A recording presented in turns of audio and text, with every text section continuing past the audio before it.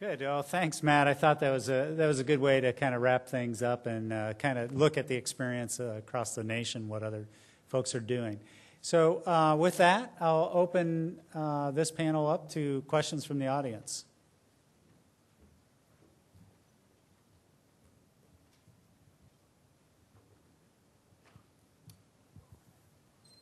I'm Steve Lindenberg with USD DOE, and I have a question for Carlos that might come back to some of the manufacturers.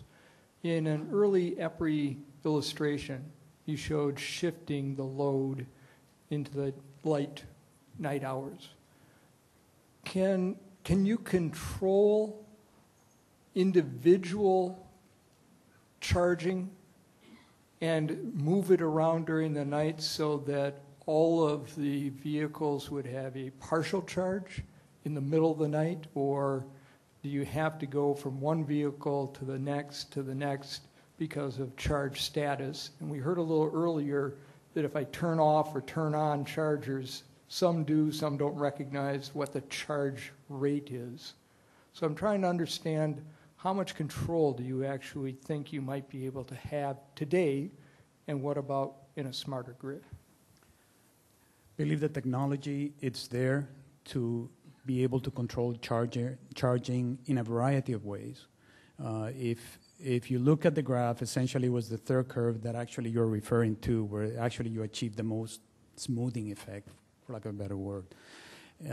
I believe you will probably find that depending on the EVSE supplier, different software capability will be available, but for the most part, the basic package, for lack of a better word, it allows you to mix match the charging algorithms to achieve that effect.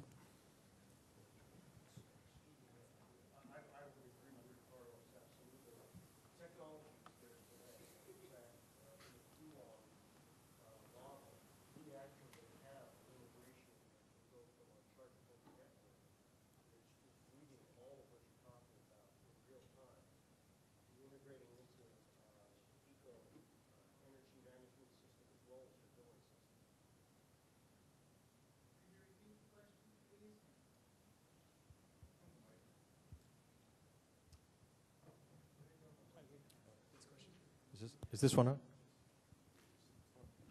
I'm sorry. I was just agreeing with Carlos that the technology is there today. And in fact, in our working model in the ChargePoint network, we have the ability to integrate our network into the HECO energy management system as well as their billing system. So we're reading in real time exactly what's happening at every one of these meters all the time. And we're providing that information to the owners of the station, to the local utility, and to the driver. Each of those entities has a secure portal that they can log into at any given time.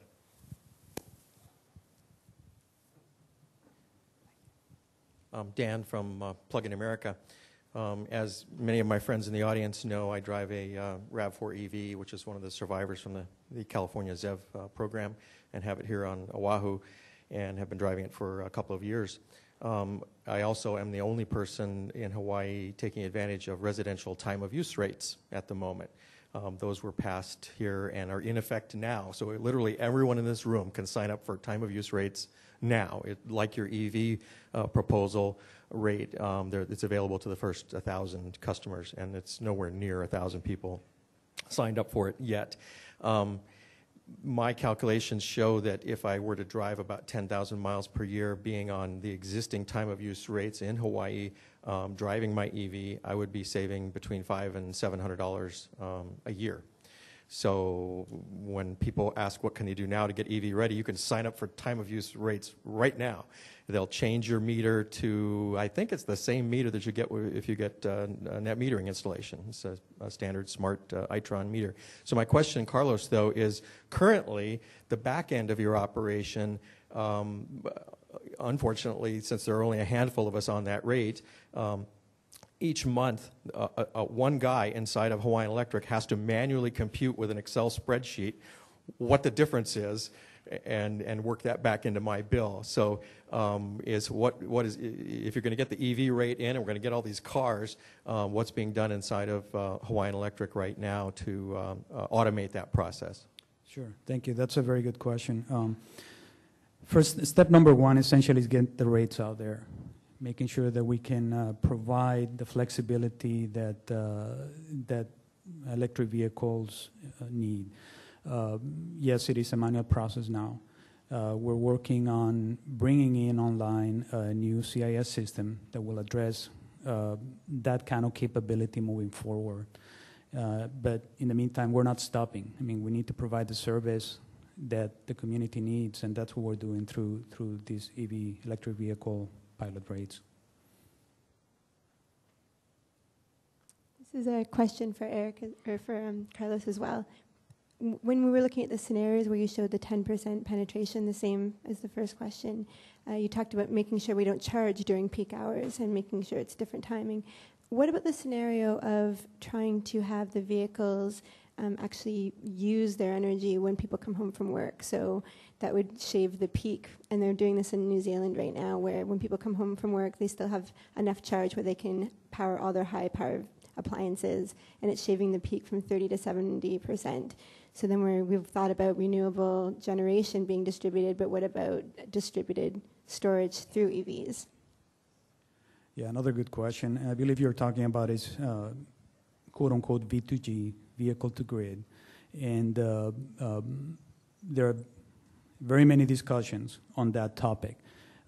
Key thing to keep in mind is that although we're all looking at that, the technology needs to be there. And because there are certain components of the technology, the vehicle and the battery, that need to be ready to enable that power flow back into the appliances and the house. And it will get there. Right now, and probably if you heard some of the earlier presentations, I mean, even though everybody's getting ready for that, primary focus is essentially ensuring that the electric vehicle can be charged in a manner that is efficient and most comfortable for all customers. Yeah, and I would just add that that particular issue is one that we're really interested in on the technology side. So I didn't mention this, but the $5 million that we have to deploy this year, each grant or each contract will be a maximum of $1 million from the federal side plus cost share. And that particular issue and that particular kind of technology is something we're particularly interested in for grid integration as well as for the transportation topic areas. My question is, first of all, my name is Ro. I'm from Hawaii. I'm a venture capitalist, and I've been to dozens of these. So just a comment, first of all, this is probably the best event that I've personally been to, and I've never been to one in Hawaii, so I thank you, Ken, and I guess Margaret and Ted and the panelists. And so my question actually is, there's been so much material, and it's been so well presented. It's, for me, I can't take it all in. Is there going to be these slides up on a website or a video or any other resources available to us to take back to our, I have partners, I have other people that would like to know this stuff. I have, portfolio companies, et cetera. If you could comment on that, please. Thank you. Yeah, we're planning on collecting all the presentations and making them available. And my understanding is this is being videotaped. The whole session is being videotaped, and that will be made available from the DBET website.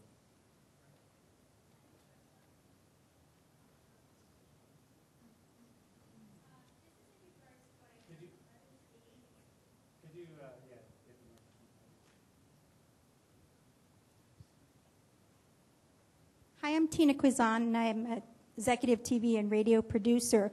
And I've heard that in other states, neighborhoods have concerns with transformers blowing up. So when you got several homes that are all charging their batteries, what is the, the increase of the load? What is the preparation that HECO has for that? Another excellent question. Going back to my slides, key component there is early detection. Essentially, we want to know, and that's, I can't emphasize it enough. We need to know from you, the customers, if you're interested, if you're planning to buy an electric vehicle, because that will allow us to start doing the early on planning, looking at the circuits specific to your location, to where you're living, looking at that transformer, see how it's loaded, see if it needs to be upgraded, infrastructure, etc. Not all of them will need, but it's part of the planning. And that was my slide. And again, you saw the website and the email address that we do want to hear from you. And that's what utilities across the nation are doing. It's just planning and preparation, hearing from all of you folks that working with partners, OEMs, EVSE providers to learn and to see where in the early stages where the installations will be.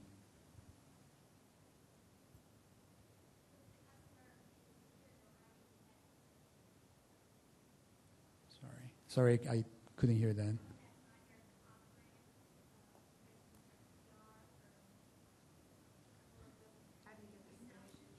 The question is, yeah, how do we get this information that you just mentioned out to folks that are not in the room this Right. So afternoon? in my slides, we have a website, and I point out to the website, and we do have an email address to begin with, and that's a good good start to start the communications back and forth.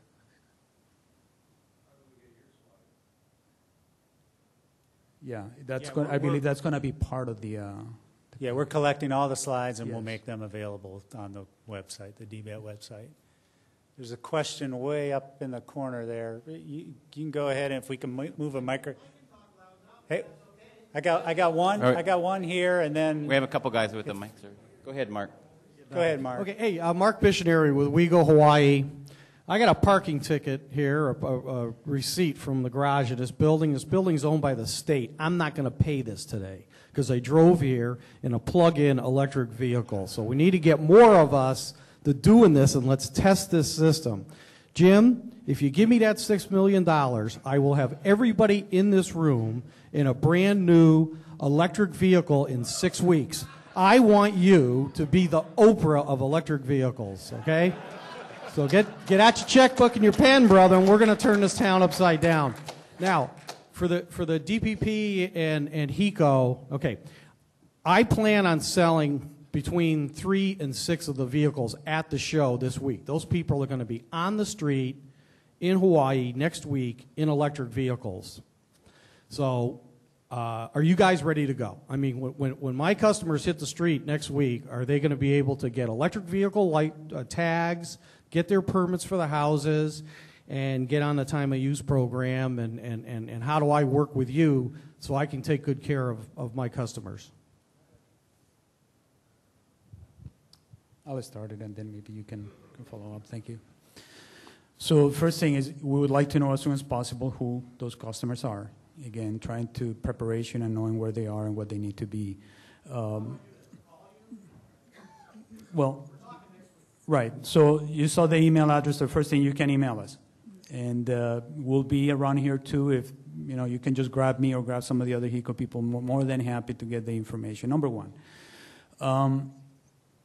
And let me be clear, the EV pilot rates that I show, they've been filed with the Public Utility Commission, so they're not approved yet. But again, your customers will be able to charge with the existing rates, or if they so chose to go with the existing time of use rate. So that's not a problem.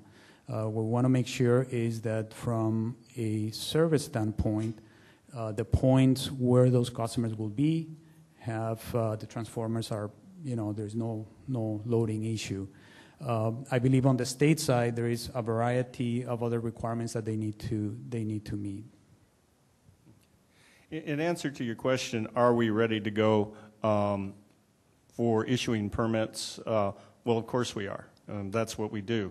For Honline, we're not prepared at this point to have you issue yourself a permit through your electrical contractor. So it would be the conventional way until we can essentially modify our Honline program through the DBED grant and through our consultants to actually get that going. But it is a high priority.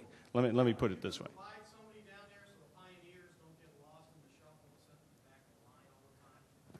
You're looking at him. Okay.